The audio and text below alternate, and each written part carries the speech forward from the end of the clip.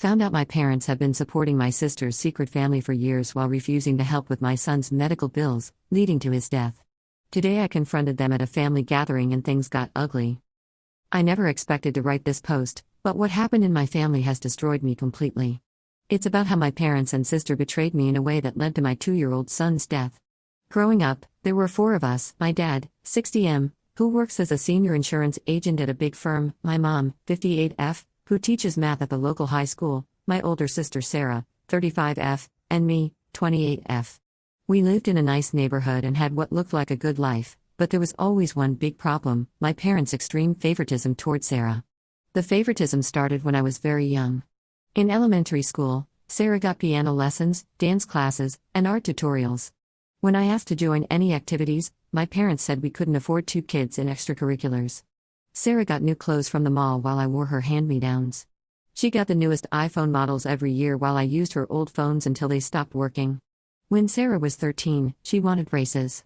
My parents paid $6,000 without any hesitation. A year later, when my dentist said I needed braces too, they said we had to wait because of money problems. I never got them, and now at 28, I still have crooked teeth. For her 16th birthday, Sarah got a brand new Honda Civic. When I turned 16, they told me to work and save up for my own car. I spent 2 years working at McDonald's after school and still only managed to buy a used Toyota that broke down after 6 months. The pattern continued through high school. Sarah was allowed to focus only on studies and fun activities.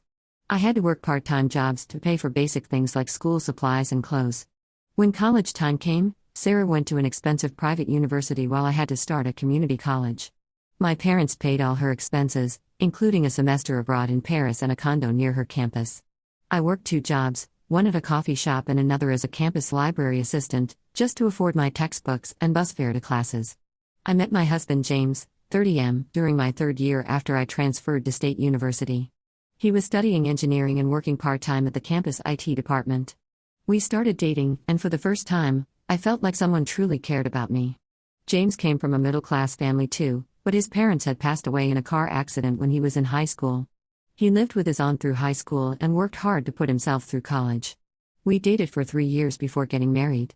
I wanted a simple courthouse wedding because we were saving money for a house down payment. But James insisted I should have a real wedding since it was a once-in-a-lifetime event. We planned a small ceremony at a local church with about 50 guests. Sarah didn't come because she claimed she had an important work meeting. My parents almost skipped it too because Sarah had planned a family vacation that weekend. They changed their plans at the last minute after my mom's sister confronted them about it. 2 years into our marriage, I got pregnant with Tommy. The pregnancy was rough from the start: severe morning sickness, gestational diabetes, and then at 32 weeks, the worst news came.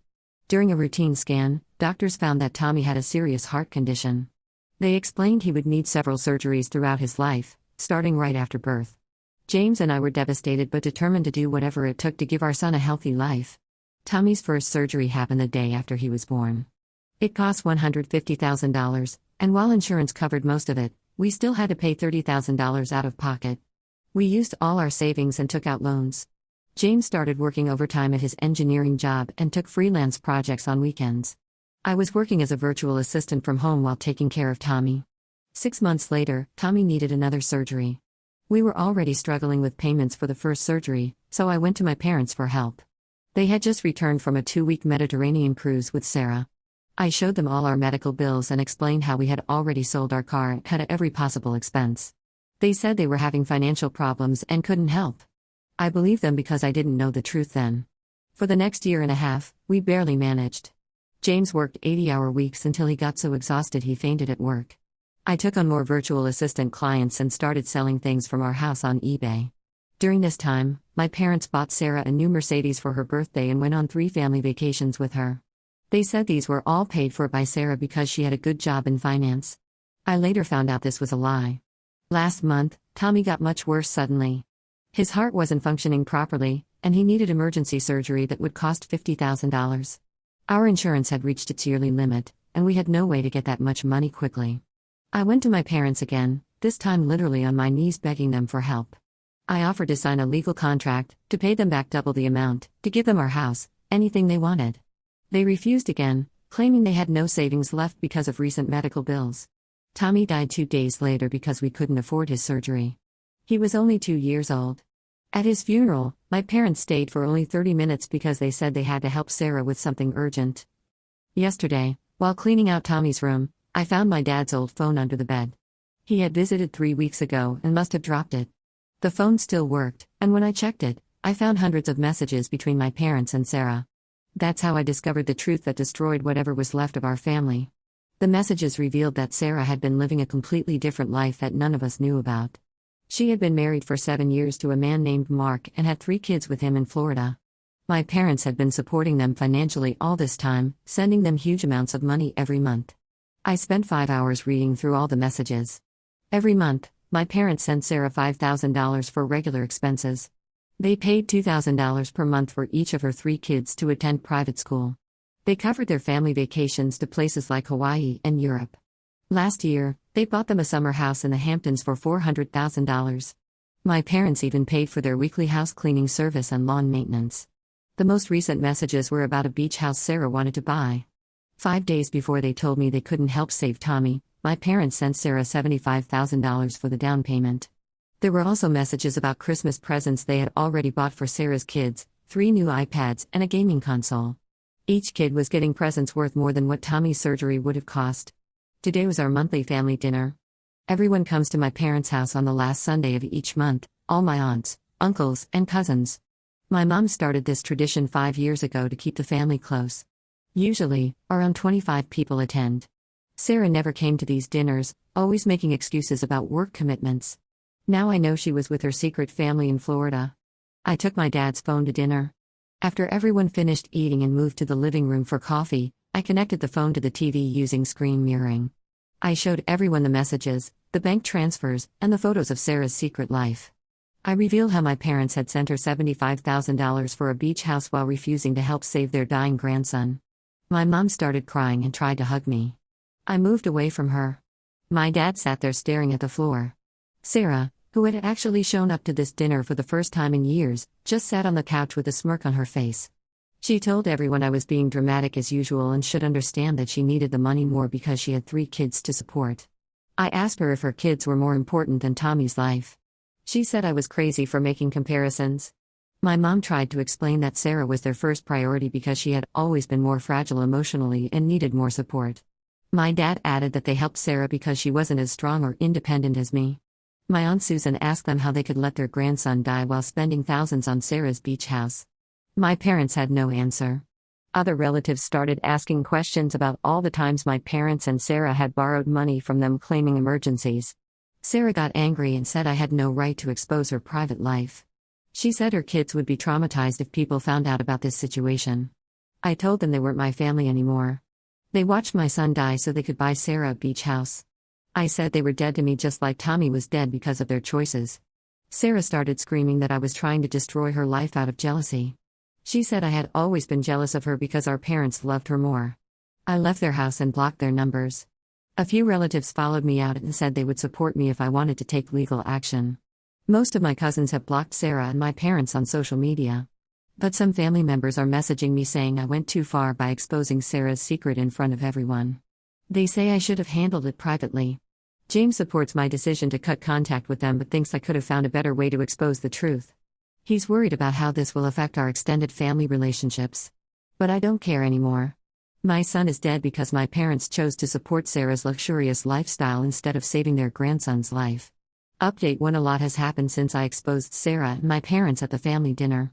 More family members have been coming forward with stories about Sarah's manipulation and my parents' lies over the years. Each new story makes me realize how deep their deception went. My Aunt Linda called me 3 days after the dinner. She broke down crying and told me about lending Sarah $30,000 last year. Sarah had claimed her oldest son needed emergency surgery for appendicitis.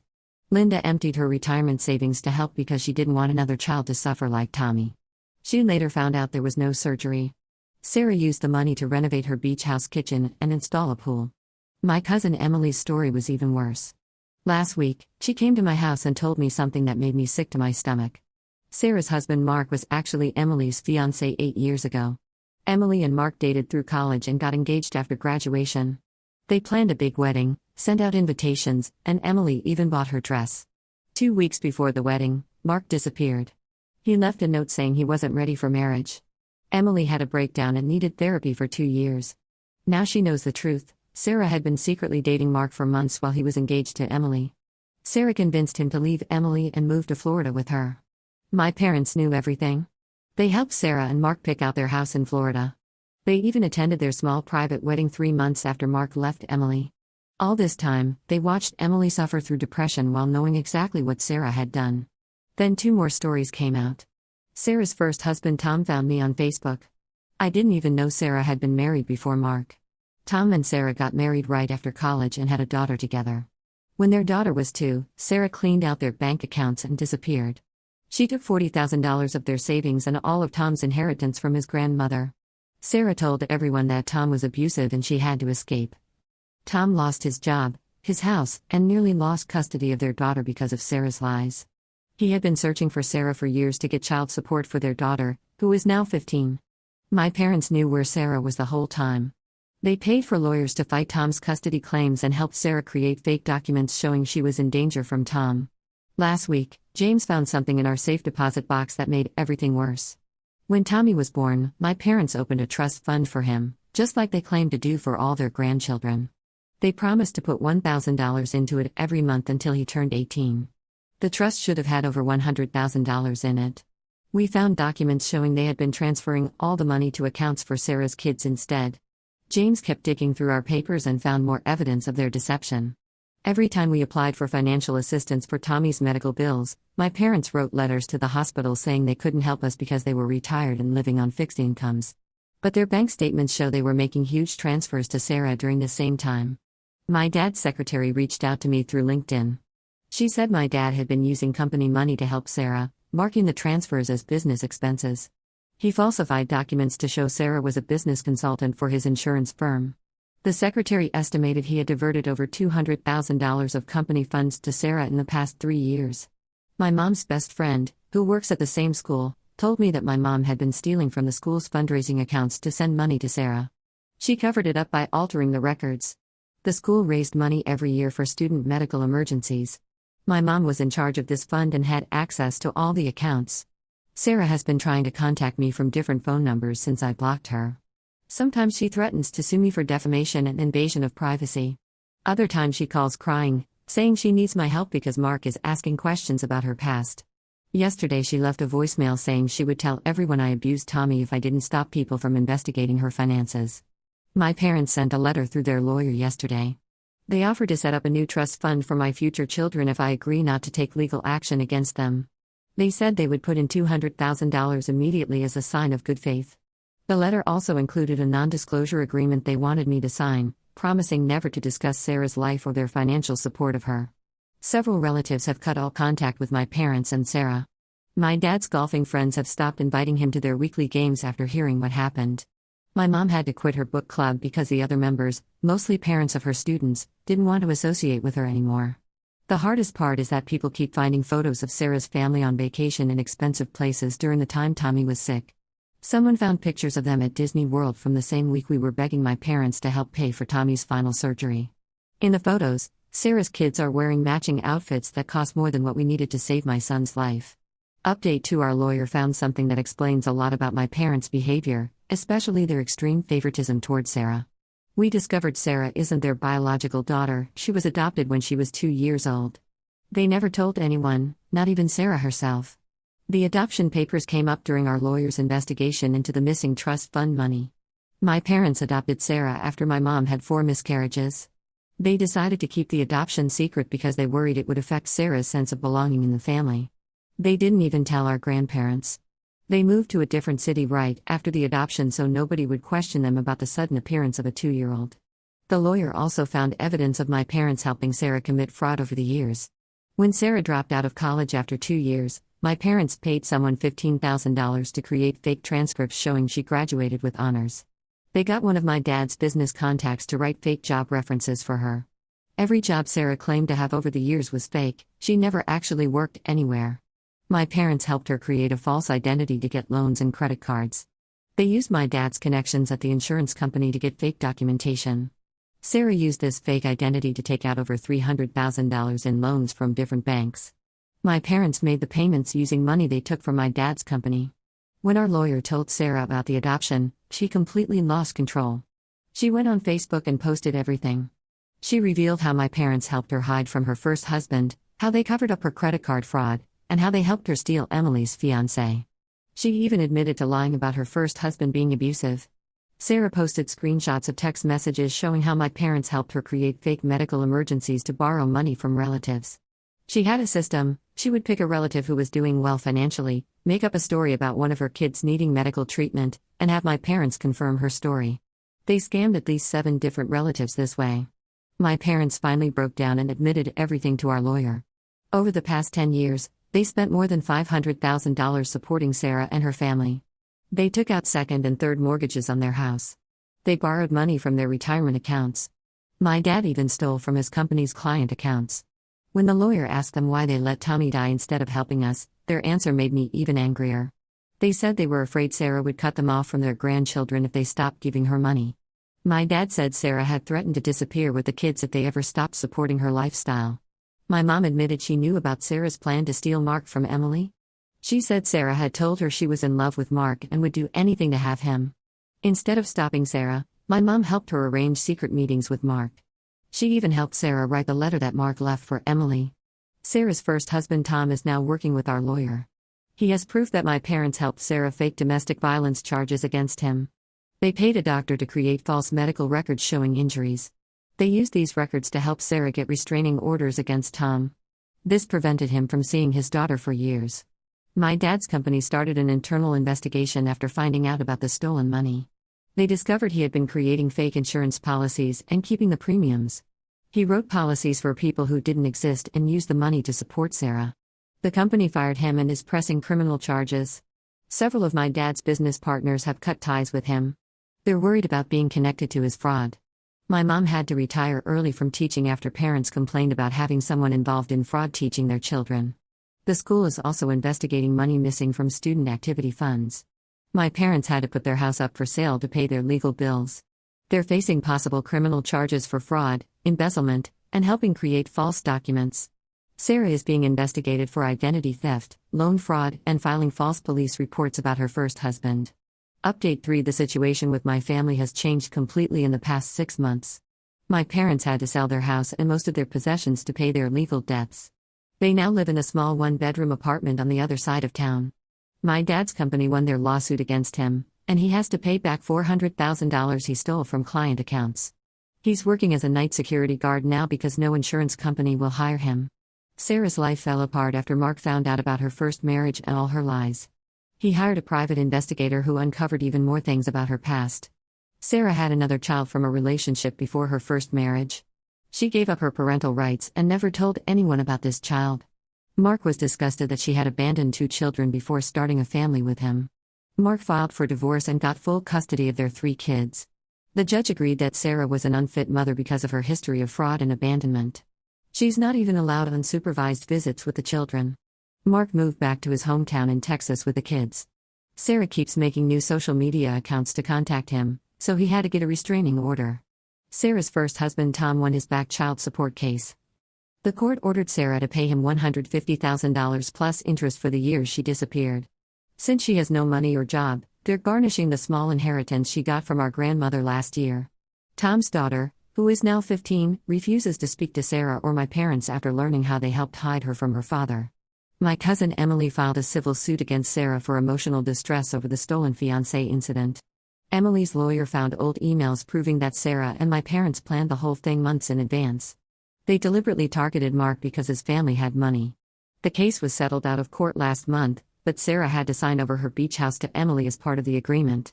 James got a job offer in Colorado with better pay and full medical coverage. We decided to move for a fresh start. I'm 4 months pregnant, but this time we're keeping it private. Only my Aunt Linda and 2 cousins know about the pregnancy. We've decided to have no contact with my parents or Sarah. Some relatives still try to get me to forgive my parents. They say my parents have lost everything and learned their lesson. My Uncle Bob keeps sending me messages about how my parents cry at family gatherings and miss us. But I told him that my son missed out on his whole life because of their choices, so I don't care about their tears. Sarah was arrested last week for trying to open new credit cards using her kids' social security numbers. She's facing criminal charges for identity theft. She called me from jail asking for help with bail money. I blocked the jail's phone number. The only good thing that came from this situation is that other family members have gotten closer. My Aunt Linda moved near us in Colorado to help when the baby comes. My cousins have started a group chat where we talk daily and support each other. We're building a new family without my parents and Sarah. I still miss Tommy every day. His pictures are all over our new house, and we talk about him often. But I'm glad the truth came out about my parents and Sarah. At least they can't hurt anyone else with their lies anymore. The hardest lesson I learned from all this is that sometimes the people who should love you the most are the ones who hurt you the worst. But I'm focusing on the future now and on building a better life with the family members who actually care about us.